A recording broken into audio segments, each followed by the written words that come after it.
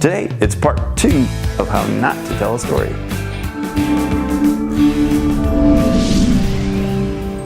Hey, it's Tom Jacobs, TomJacobs.com. Thank you so much for joining me for this 2-part little video on how not to tell a story. So let's dive right into it. So the first thing that you definitely need to avoid is being boring or telling in a monotone.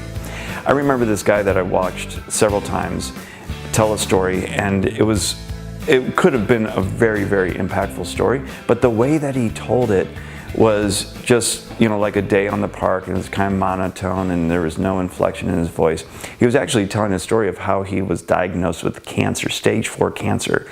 And it could have been very, very impactful, but the way he told it was like he had told the story 1,000,000 times, or maybe the story wasn't even true, so there was no emotional impact to it. That could have been the case as well.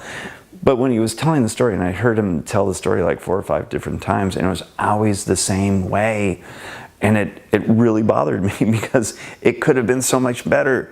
He would just tell the story like, yeah, so I went to the doctor and found out that I had cancer. It was stage 4 cancer. It was pretty awful.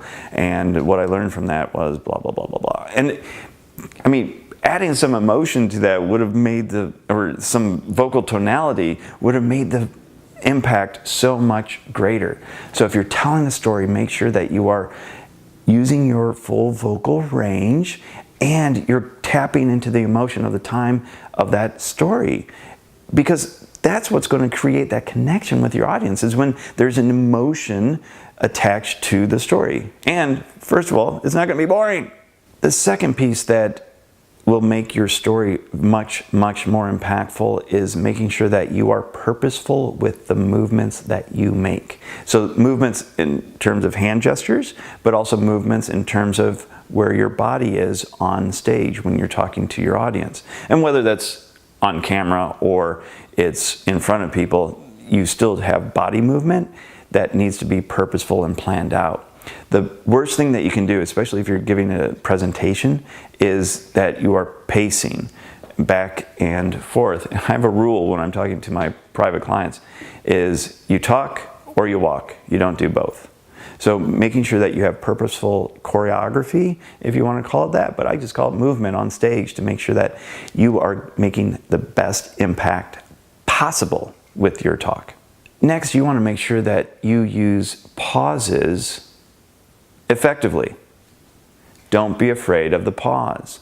So many people want to fill in the silence with something with ums or ahs or likes or so. That's my word, is so.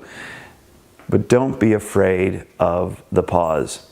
A lot of times that pause will allow the audience to take in what they just heard from you and process it.